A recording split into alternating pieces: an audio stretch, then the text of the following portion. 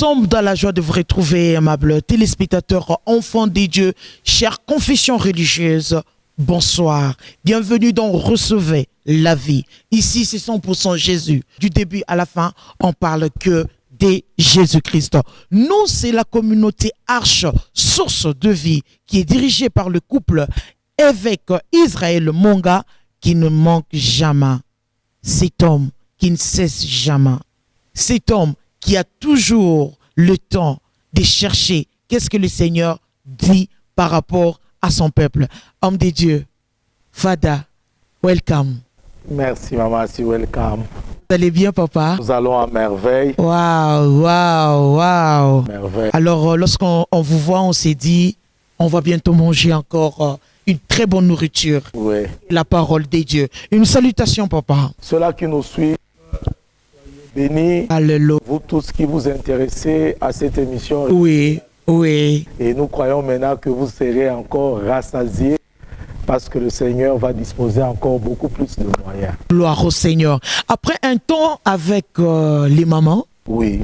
4 jours spécial, Oui, très spécial. où la parole de Dieu était au rendez-vous. Rendez-vous, bien sûr. Et nous rendons grâce à Dieu pour ces 4 jours. Oui. On a eu la délégation de Kinshasa, Et Kinshasa, oui. dirigée par Maman Hélène. Hélène, oui. Et ici, on a eu Maman Irène Manda. Oui. Et pour terminer, nous étions avec notre maman. Gloire au Seigneur. Amen. Et vous aussi, Oui, oui, bon fait. oratrice. Oui, oui, papa. Bon, les gens nous constatent à chaque fois, nous sommes toujours à vos côtés. Oui. Pas moins de 6 ans. Et vous parlez du jour au jour de la parole de Dieu. Et cette grâce aussi, on a épuisé dans vous. Wow. Et aujourd'hui, on essaie de parler comme vous. Amen. Vous avez très bien travaillé, ma fille. On est... Merci beaucoup, papa. Merci. Aimables téléspectateurs, comme vous venez de le constater, là, on vous donnait les rapports de ce qui s'est passé dans notre communauté. Et aussi, vous avez eu à effectuer un voyage. Oui, vers Pointe-Noire. Comment vous avez trouvé là-bas? Oui, Pointe-Noire a été bénie, maman. C'est Avec le pasteur Hervé. Hervé Kangoudia qui est en train de suivre cette émission. Gloire au Seigneur. Un travail. Aujourd'hui, Arche Source et Vie est valablement Implanté. Alléluia. Ça s'est passé comment? Parce qu'ils ont senti votre présence. C'est dominé par le monde des eaux, les séjours de mort, l'occultisme et tout ça. Mais le Seigneur s'est glorifié. On peut dire en d'autres termes, Pointe-Noire appartient à Jésus. Et ceux-là qui nous suivent à partir de Pointe-Noire, soyez bénis. Parce que l'adresse de l'église est déjà affichée.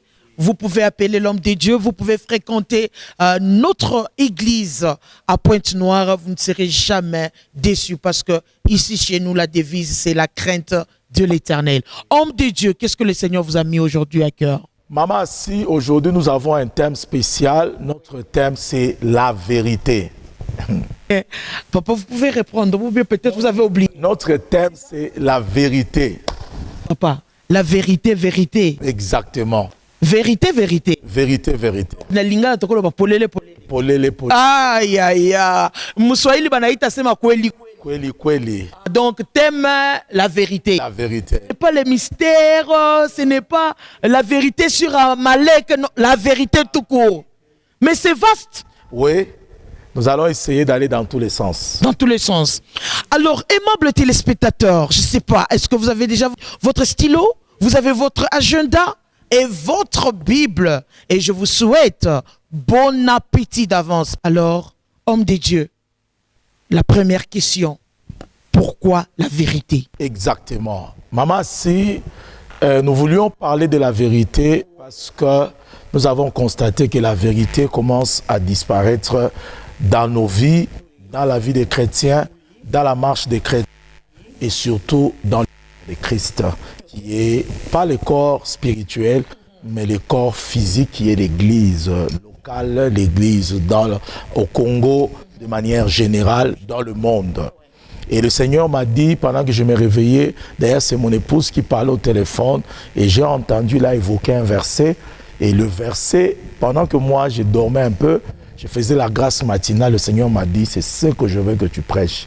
Et j'ai demandé à mon épouse qui avait écrit sur son statut, qu'est-ce que tu as écrit?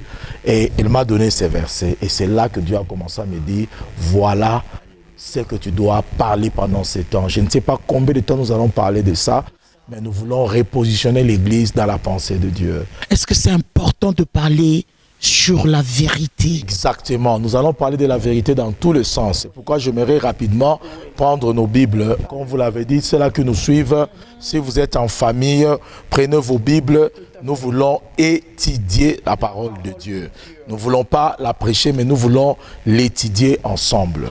Maman, si notre thème de base, c'est dans les livres de Jean 3, à partir de verset 3. 3 Jean 1, verset 3.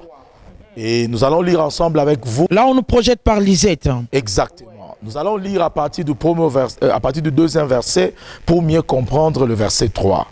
La Bible dit, bien-aimé, je souhaite que tu prospères à tous égards et sois en bonne santé comme prospérant l'état de ton âme. Et verset 3 nous intéresse. Ceux-là qui nous suivent soulignez très bien. J'ai été fort réjoui, c'est un mot fort. J'avais la joie. Et les mots fort réjoui sont très forts. Lorsque tes frères sont arrivés et ils ont rendu témoignage de la vérité qui est en toi et de la manière dont tu marches dans la vérité. Maman, ici c'est un père spirituel qui souhaite la prospérité à son fils. Ok. C'est comme moi qui est ton père spirituel. Tout à fait, papa. Je te souhaite une prospérité. J'ai dit, maman, si je veux que tu prospères à tous égards, et puis 2, sois en bonne santé, et 3, comme prospérant l'état de ton âme. Ça, c'est un souhait, maman. Mais la deuxième des choses, ici, ce n'est pas un souhait. C'est qui a réjoui le cœur de son père spirituel qui était Jean par rapport à Gaius. Il dit à Gaius, les frères qui étaient auprès de toi sont venus rendre témoignage. Wow. Ils sont venus rendre témoignage de la vérité qui est en toi. Mais papa, là, c'est un peu compliqué. Exactement. Et j'aimerais ceux-là qui nous suivent saisissent 2 mots. Le premier, c'est la vérité. Ils ont rendu témoignage, pas du véhicule que tu roules. Ils ont rendu témoignage, pas des maisons que tu as construites. Ils ont rendu témoignage, pas de la manière dont tu t'habilles. Ils n'ont pas rendu témoignage du nombre d'argent que tu as dans ton compte à banque. Ils ont rendu témoignage de quelque chose qui est à l'intérieur de toi. Et cette chose-là, c'est la vérité. Aimables téléspectateurs, parce qu'on étudie la parole. Papa, lorsqu'on regarde le premier verset, oui. Vous nous avez donné ce verset, il a parlé, il a dit, la manière dont prospère, premièrement, sa santé, et puis l'état de son âme. Or, il devait quand même louer le Seigneur pour la bonne santé de son âme. Exactement, maman. Parce que si le corps est malade, comment on peut se réjouir? C'est très difficile. Mais il y a tiki sowana. Exactement. Tiki bonne santé. Oui. Tiki état d'âme. Mais accueilli jusqu'au niveau de la vérité. La vérité. Pourquoi la vérité? Et comment vous définissez la vérité? Exactement, c'est là que le Seigneur est dit, il faut que la vérité soit dans les hommes. Wow. Il faut que la vérité soit dans les hommes de Dieu. Il faut que la vérité soit dans les mamans dans l'église. Très bien. Il faut que la vérité soit dans le papa dans l'église. Il faut que la vérité soit dans le corps de Christ. Wow. La vérité, en d'autres termes, le terme qui a utilisé, les frères qui sont venus, ils n'ont pas rendu témoignage de ta santé. Ils n'ont pas rendu témoignage de ton argent, mais ils ont rendu témoignage de quelque chose qui n'est pas extérieur à toi, mais de quelque chose qui est intérieur à toi. Et cette chose-là, cette réalité-là, c'est la vérité qui est en toi. Quelqu'un peut servir le Seigneur, il n'a pas la vérité en lui. Quelqu'un peut prêcher l'évangile, il n'a pas la vérité en lui. Quelqu'un peut chanter, il n'a pas la vérité en lui. Quelqu'un peut prophétiser, il n'a pas la... Quoi Dieu m'a dit, interpelle mon église, interpelle le corps de Christ, c'est qui réjouit les cœurs de Dieu en tant que notre Père spirituel, c'est la vérité en nous. Papa, comment vous définissez la vérité d'après vous? Maman, si la vérité, c'est une substance spirituelle qui réjouit les cœurs de Dieu. Très bien. Jean parle, au lieu de dire que j'ai été réjoui, il dit j'ai été fort réjoui. Ça signifie j'ai des souhaits pour toi. Wow. Que tu prospères, que tu aides. Aide de l'avant. En d'autres termes, si c'est Dieu qui parlait au travers Jean, Dieu voulait dire à l'église de 2022, j'ai béni le Seigneur parce que le pasteur, les enfants de Dieu, les chrétiens, les apôtres, les évêques, parce que vous avez de belles maisons. J'ai béni le Seigneur. Vous avez des jets. Vous avez des voitures. J'ai béni le Seigneur parce que vous aviez des grandes entreprises. Mais c'est dont je suis fort, les mots forts, réjoui, c'est que lorsque je vous regarde avec toutes ces choses-là, c'est que vous ayez la vérité en vous. Et c'est ce qui fait que la vérité est centrale. Donc si je comprends très bien, il a plus regardé la vérité parce que vous avez parlé de l'église. Exactement. Vous a donné un message fort sur la vérité. Exactement. Quelque part, il manque la vérité dans le corps de Christ. Que la vérité commence à disparaître. Hey. La vérité n'est plus prioritaire. Oui. La vérité n'est plus recherchée. Et j'aimerais que Lisette souligne très fort, là on a écrit fort réjoui, et puis la vérité. Ça signifie en d'autres termes, ce n'est pas la vérité qui est à l'extérieur. Ce n'est pas une chrétienté d'apparence. Mais c'est une chrétienté intérieure que Dieu seul est capable de voir. Papa, toujours dans le verset 3, Oui. vous avez dit, le verset nous dit, de la manière dont tu marches dans la vérité. Dans la vérité, ça c'est la deuxième partie. Parce qu'on ne peut pas marcher dans la vérité si la vérité n'habite pas en nous. D'après l'hébreu, Oui. vous définissez la vérité. Maman, En hébreu. la définition de la vérité en hébreu, la vérité vient du terme hébreu qui signifie émettre. Émettre. On peut épeler. Oui, E-M-E-T. Et en hébreu, E peut être remplacé par A. Ce qui fait que nous avons 3 lettres. A pour Dieu, M pour Messie, T pour la croix. Il y a 3 choses. Il y a le Père, il y a le Fils, il y a la croix. Et qu'est-ce que c'est la vérité? La vérité, c'est le Fils qui est le Messie qui a été crucifié par son Père. Ça signifie que la vérité est liée à la croix. Waouh!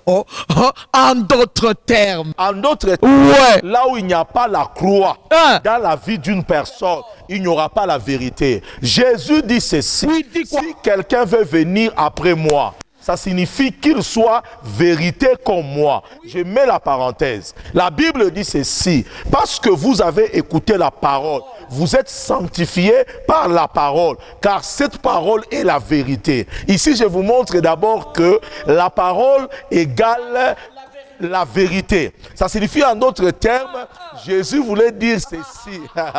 C'est dire ceci. Ça signifie en d'autres termes, là où il y a la vérité, il y a 3 choses. Il y a le Père, il y a le Fils, il y a la croix. Qu'est-ce que c'est la vérité?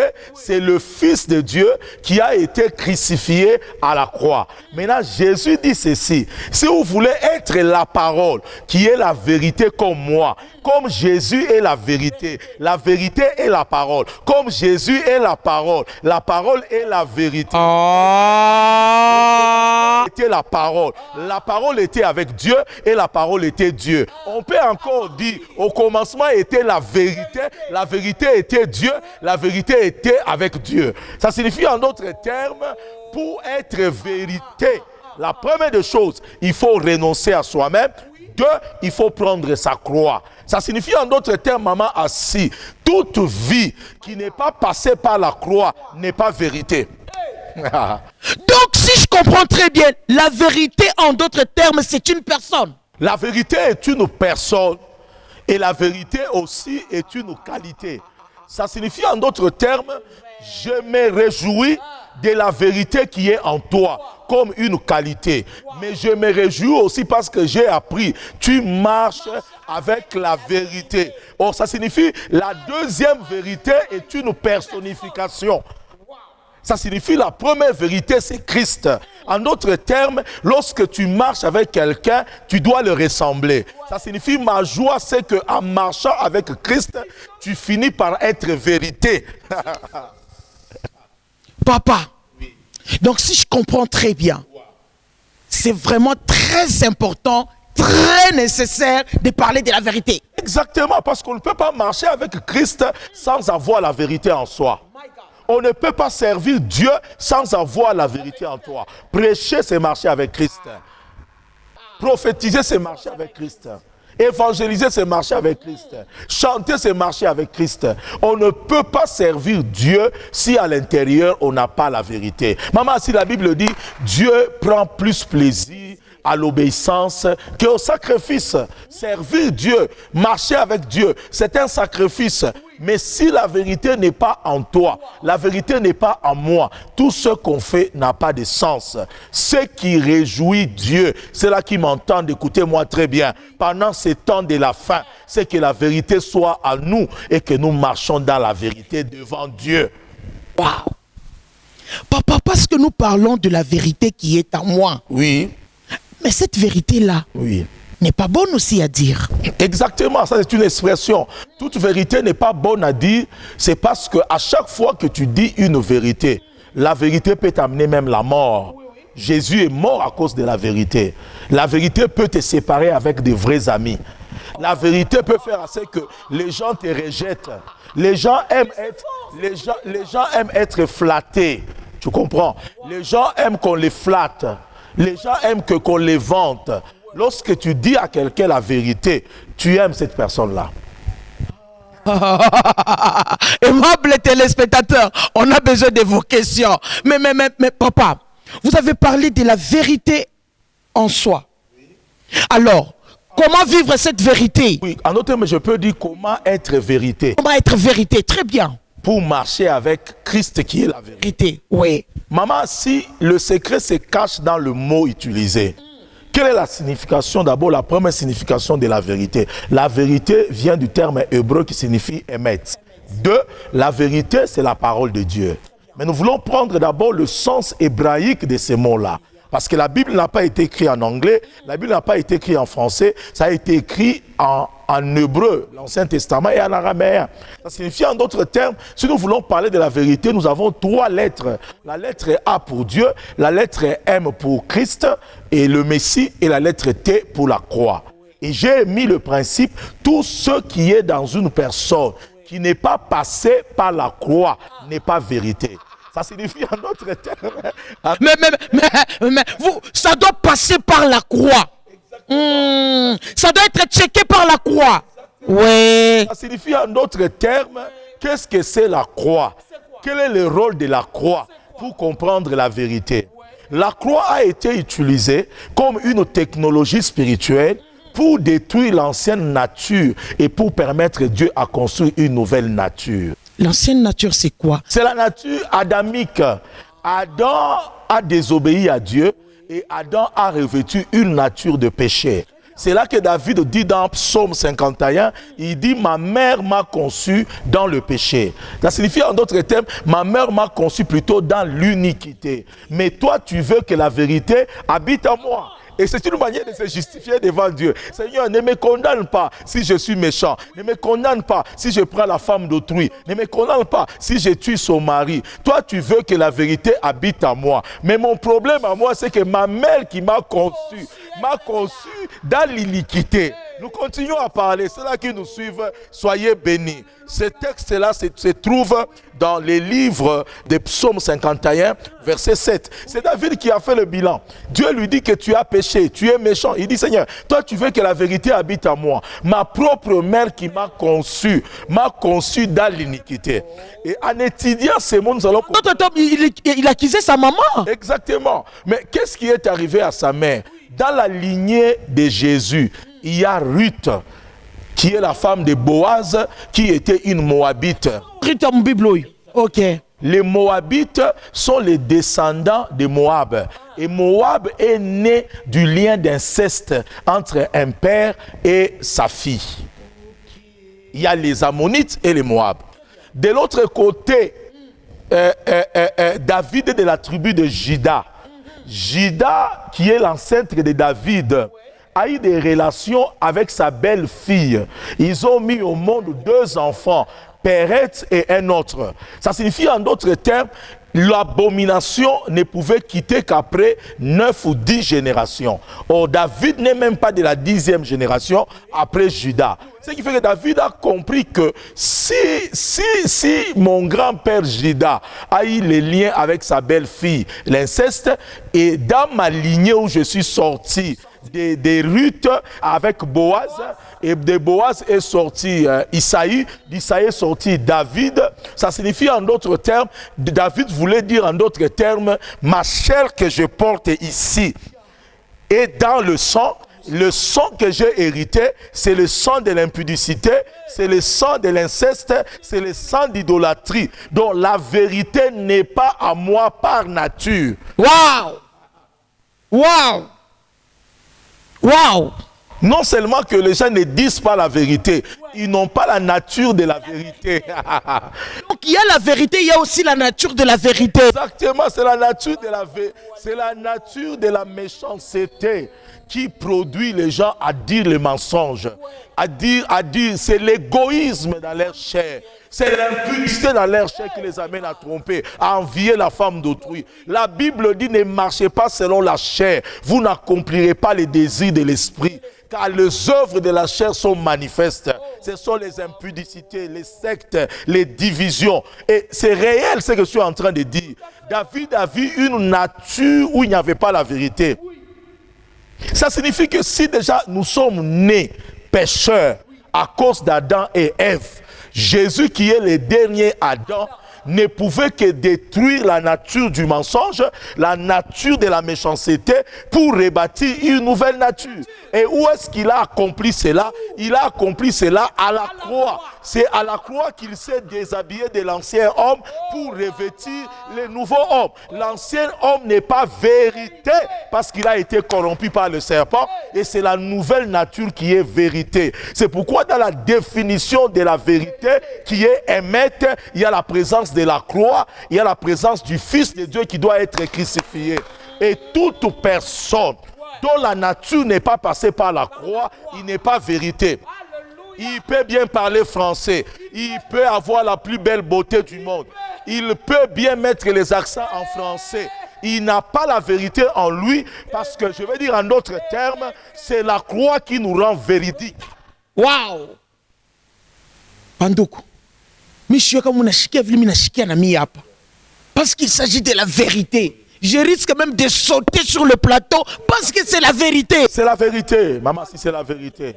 C'est pourquoi tout ministre de Dieu, tout enfant de Dieu qui n'a pas vécu l'expérience de la croix, l'expérience du brisement, il n'est pas vérité. Je peux même encore exagérer.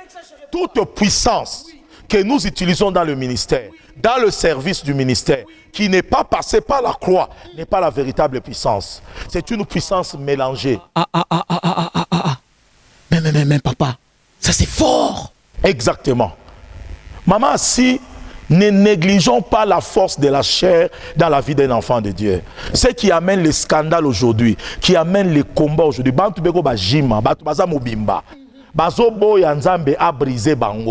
Et c'est ça la vérité. Quelqu'un qui ne passe pas par la croix, il n'est pas vérité. Mais ces gens-là fréquentent l'église. Exactement. Mais ces gens-là parlent en langue. Maman, ces gens-là prophétisent. Maman, si le message d'aujourd'hui, c'est la prospérité. Waouh! Et lorsque tu lis, Jean était clair. C'est le Seigneur qui parle à son église. Il n'a pas commencé en disant, je me réjouis de la vérité qui est en toi. Il a dit ceci, je veux que tu prospères. C'est le message de la prospérité que les gens ont développé. Mais ils enlèvent quelque chose, les comme. Peuple de Dieu. Papa, pourquoi ils enlèvent les comme? Parce qu'ils ne veulent pas aller au comme. Qu'est-ce que comme a fait? Le comme l'a dit, je veux que tu prospères. Comme prospérant l'état de ton âme. Ça signifie, on n'a pas d'abord vu la prospérité à tous égards. On n'a pas d'abord vu des maisons. On n'a pas d'abord vu des voitures. On n'a pas d'abord vu de l'argent. On a d'abord vu l'état d'âme. Ça signifie la prospérité selon Dieu est d'abord vue par rapport à l'âme. Et l'âme vient d'où? L'âme vient de sang. Et qu'est-ce que la croix a fait? La croix a crucifié la chair là où il y a l'âme et le sang. Ça signifie en d'autres termes, la prospérité selon Dieu passe par la croix. Passe par la croix. Ça signifie Agaius ne pouvait pas faire la joie de son père spirituel, la joie de Dieu, s'il n'avait pas connu l'expérience de la croix par rapport à son âme. Hey!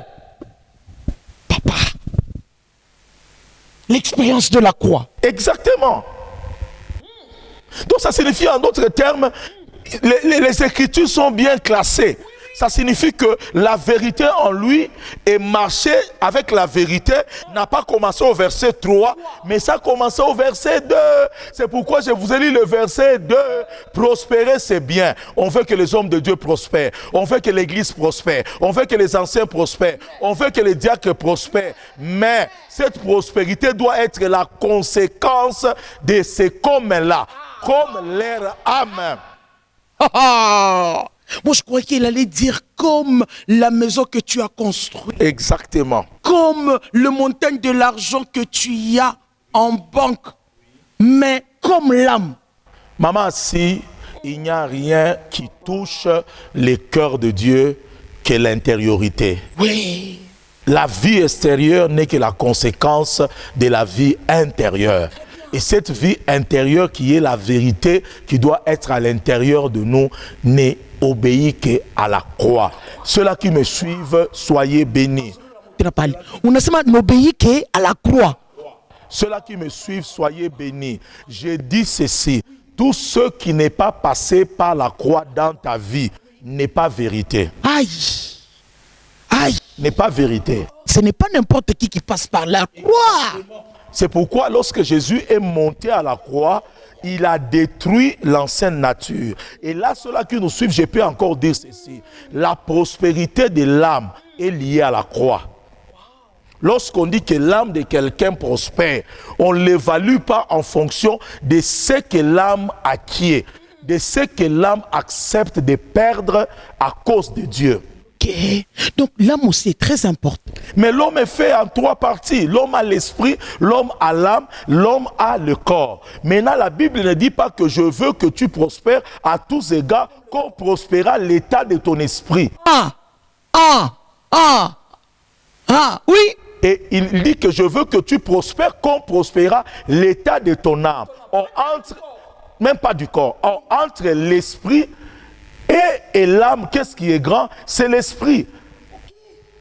Et maintenant, il prend le milieu. Parce que l'esprit nous aide à être conscients de Dieu. Le corps nous permet d'être conscients du monde. Mais l'âme nous rend conscients de nous-mêmes. Et ce qui fait que ce qu'on appelle l'âme, c'est le moi. C'est j'ai l'argent. Je suis élevé, je suis puissant. Maintenant, tu ne peux pas être vérité si ton moi continue à vivre. Et celui qui est vérité dit, au lieu de je, il dit, lui, Dieu. Je suis puissant à cause de Dieu. Ça signifie que c'est le moi là qui empêche la vérité dans la vie de quelqu'un. Personne n'est puissant par lui-même. Personne n'est l'argent par lui-même. Personne n'est élevé par lui-même. La Bible dit toute grâce excellente et donc parfait vient de l'Éternel. Ça signifie en d'autres termes, tu vas constater que lorsque quelqu'un prospère au niveau de son âme, c'est quelqu'un qui a fait l'expérience de la croix, la personne dont sa chair et son âme est passée par la croix. Et c'est là que vient le mot émettre, où il y a A pour Dieu, M pour Messie et T pour la croix. Et ça la vérité. Merci beaucoup, évêque. Aimable téléspectateur, je ne sais pas si vous arrivez un peu à comprendre. Papa, on part petit à petit. Alors, ma question, comment faire pour qu'on puisse vivre en soi? Nous voulons connaître quand même quelques vérités. Parce que dans la Bible, on venait de parler tout à l'heure là, il y a une vérité de Jésus et sa mère. Vous connaissez? Lorsque Jésus parlait, il a dit à la croix, parce qu'on parle de la croix. Jésus a parlé à Marie, il a dit quoi? Oui, celui-ci est ton fils, et il est au fils, celui-ci est ta mère. Mais là, je rejoins pour vous dire encore que toute vérité n'est pas bonne à dire. Le monde nous dit ça. Mais Jésus, pourquoi il a dit la vérité choquante à sa maman? Il a dit à sa maman ça parce que parmi les 12 disciples qui ont marché avec Jésus, d'autres même ont dit que nous allons mourir à cause de toi. Et Jésus dit, avant que le coq chante, toi tu vas me renier 3 fois. Le seul disciple qui est resté et qui a enduré l'épreuve, n'est pas avoir peur et accepter de mourir avec Jésus, c'était Jean. Ça signifie l'amour de Jean a été éprouvé et Jean était vérité. Jean était vérité par rapport à Pierre. Il était vérité par rapport à Pierre. Donc, à ce niveau-là, nous comprenons déjà que là où il n'y a pas la croix, là où la croix n'est pas passée, il y a l'ancienne nature et l'ancienne nature n'est pas vérité. Et il n'y a que la nouvelle nature là où il y a la vérité. Donc, Jean était très sérieux pendant qu'il disait « Je veux que tu prospères à tous égards ». Là encore, je voulais ajouter cela que nous suivent. Nous voulons que vous marchiez dans la vérité. C'est une école difficile. Vous serez haïs. Il y a des gens qui vont vous abandonner. Il y a des gens qui vont vous diaboliser. Des gens qui vous diront que tu as déjà vu quel est cet homme de Dieu qui n'a jamais fait ça. Qu'on ne vous trompe pas. Mais la vérité a une grande importance. Si dis-moi pourquoi j'insiste sur la vérité. Pourquoi je parle ainsi sur la vérité? Il y a une phrase qui dit ceci, maman, assis.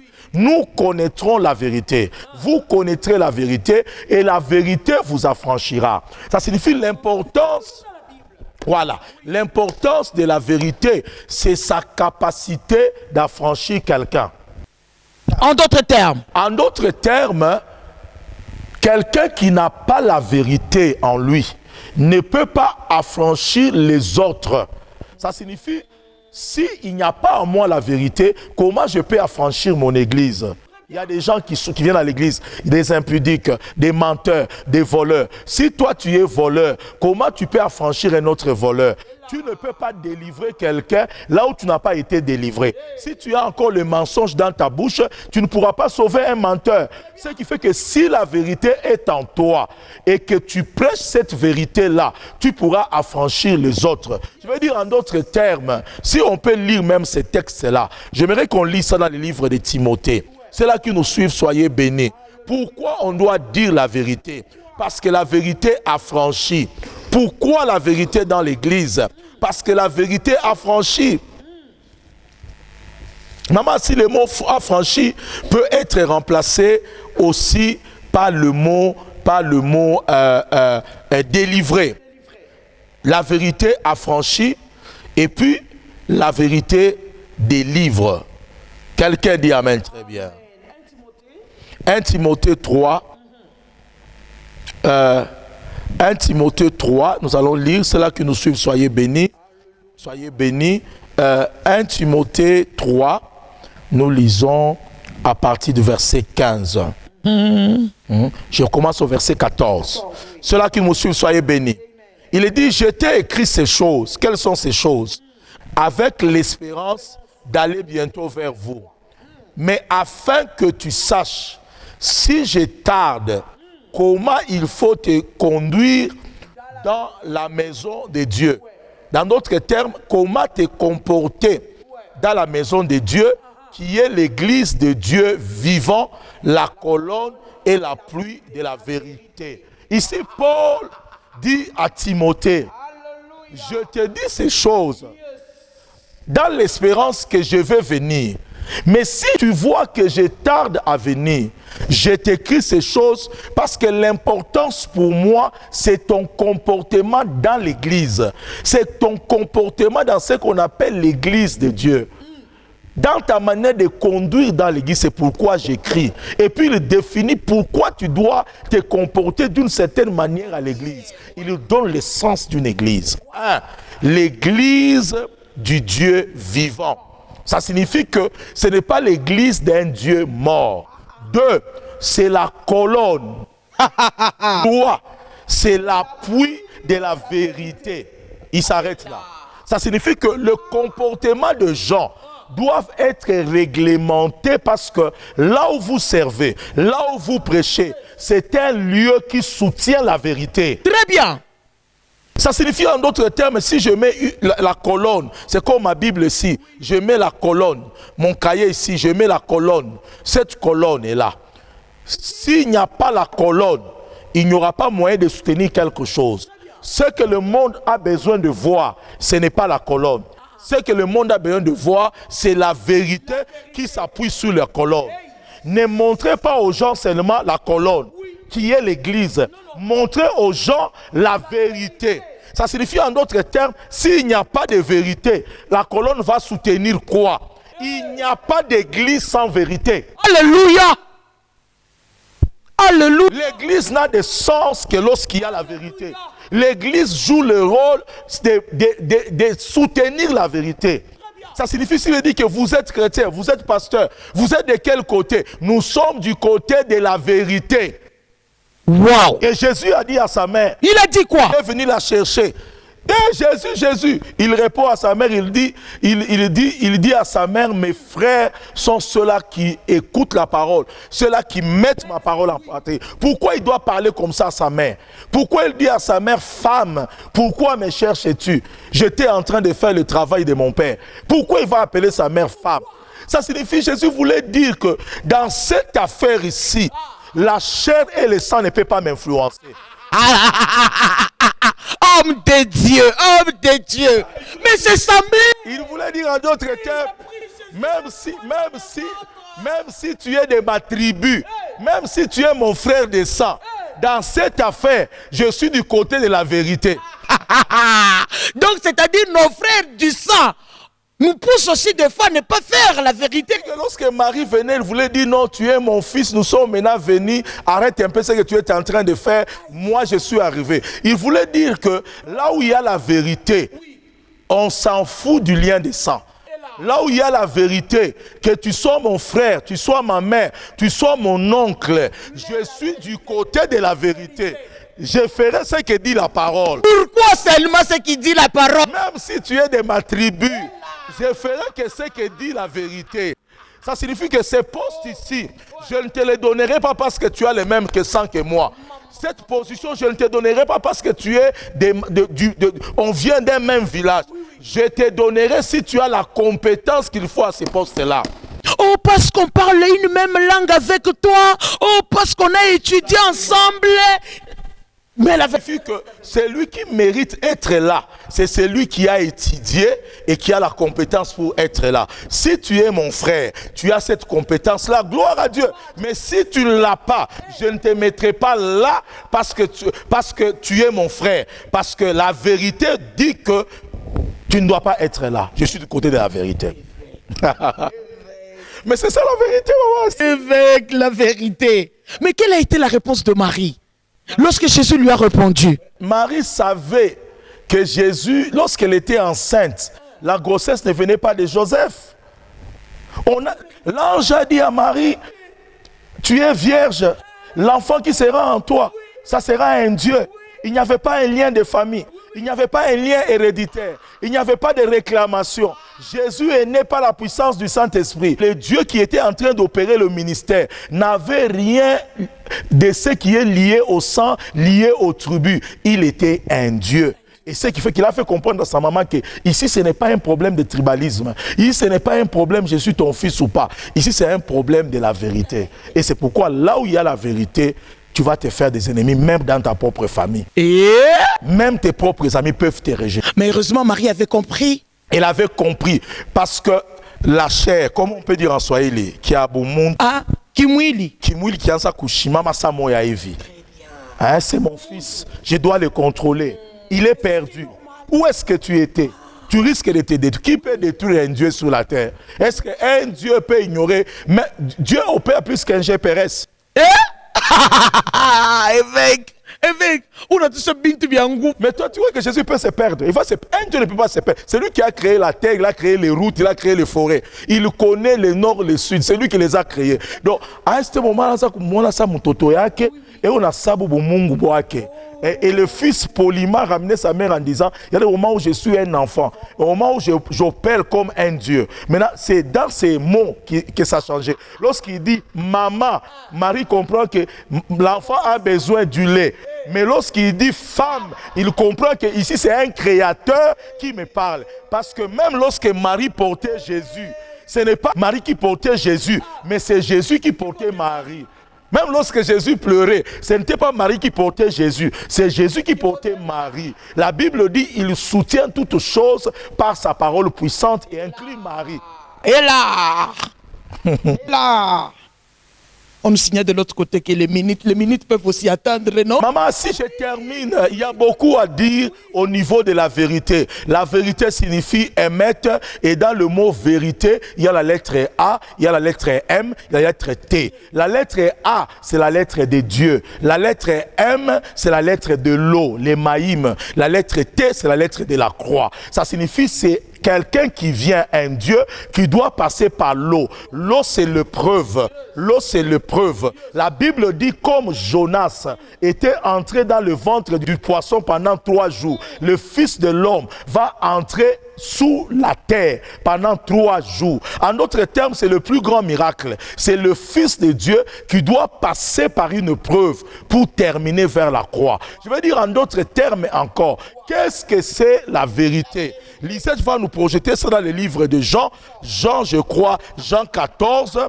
Nous allons lire ça. C'est là qui me suivent, soyez bénis. J'atterris toujours avec une révélation. Jean 14, à partir du verset qui suit. Écoute ce que dit la parole de Dieu, maman assis. C'était Jésus qui parlait. Et je prends le verset qui suit. Verset 6. C'est là qui nous suit, soyez bénis. Jésus lui dit, je suis le chemin, la vérité et la vie. Nul ne vient au Père que par moi. Maman, s'il y a 3 mots qui correspondent à je suis. Lorsque Jésus parle de Jésus, il parle de sa présence. 1, je suis le chemin. 2, je suis la vérité. 3, je suis la vie. Il pouvait dire je suis la vie. Il pouvait dire je suis la vérité, mais il a bien classé le mot. Si tu constates très bien, je suis 1, le chemin. Je suis 2, la vérité. Je suis 3, la vie. Il met la vérité où? Il met la vérité au milieu, entre le chemin et la vie. Pourquoi la vérité est au milieu? Parce que toute vérité a un chemin et toute vérité a une vie. Je change encore. Toute vérité a une direction et toute vérité détient la vie. Lorsqu'on parle de la vérité, on donne la direction aux gens. Quelqu'un qui n'avait pas de chemin, si tu lui dis la vérité, il va avoir un chemin. Quelqu'un qui n'avait pas la vie, tu lui dis la vérité, il aura la vie. Je peux encore te scandaliser avant de terminer, c'est là qui nous suit. Nous devons dire la vérité, marcher avec la vérité. Le christianisme est lié à la vérité. Maman assis, je suis le chemin, je suis la vérité et je suis la vie. Il y a un mystère. Il y a un mystère. C'est le mystère de la montagne de la transfiguration. Qu'est-ce que c'est la montagne de la transfiguration? La montagne de la transfiguration, c'est là que Dieu a changé de visage. C'est là qu'il est entré dans sa gloire. C'est là que ses vêtements ont commencé à briller. À la montagne de la transfiguration, qu'est-ce qui est arrivé? Pierre dit ceci, bâtissons 3 tentes. Jésus dit non, une voix est sortie du ciel, elle a dit non, il n'y aura pas 3 tentes. Voici mon fils à qui j'ai mis toute mon affection. En d'autres termes, d'un côté, Moïse est sorti. De l'autre côté, Élie est sorti. Qui est Moïse? C'est lui qui a amené la loi.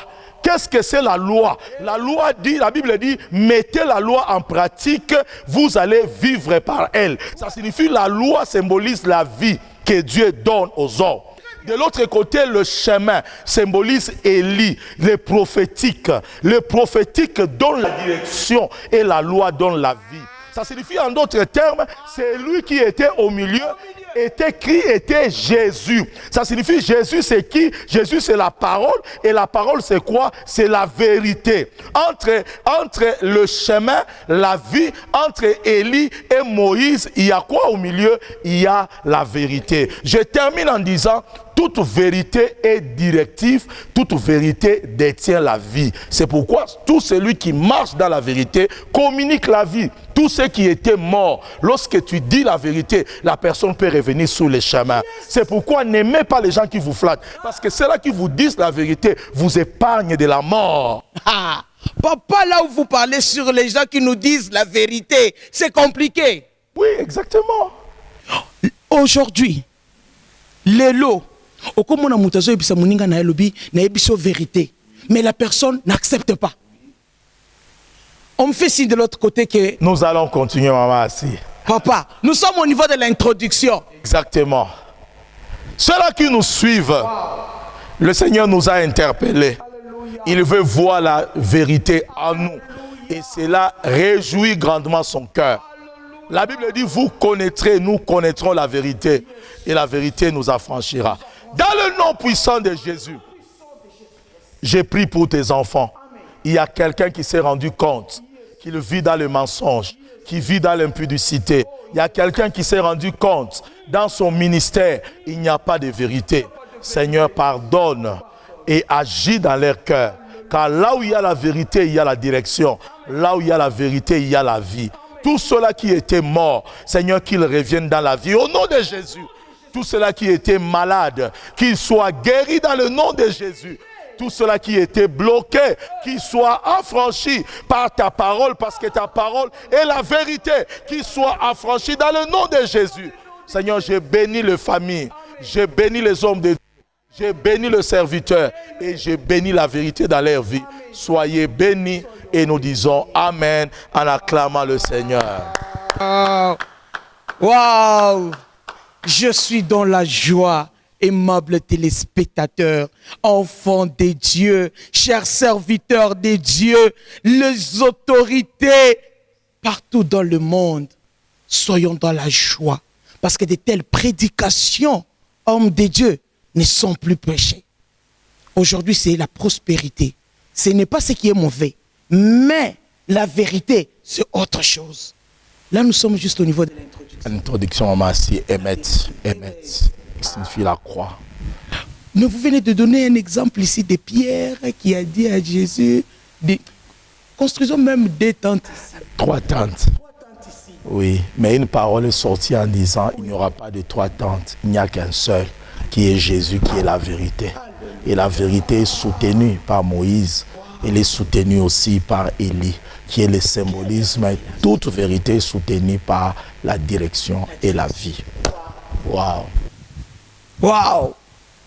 Nous sommes sur Biaï, tronçon qu'il est la balade de la Révolution, dans la province du Haut-Katanga. Peuple de Dieu, appelez l'homme de Dieu. Les numéros qui sont affichés, appelez. Écrivez. Les adresses électroniques sont affichées. Nous sommes là chaque mardi et jeudi de 16h juste à 18h30. Et dimanche, nous avons 2 cultes. Le premier culte commence à 7h et le deuxième culte commence à 9h30. Célébrons le Seigneur, le Dieu de toute vérité. Homme de Dieu, thank you. Merci.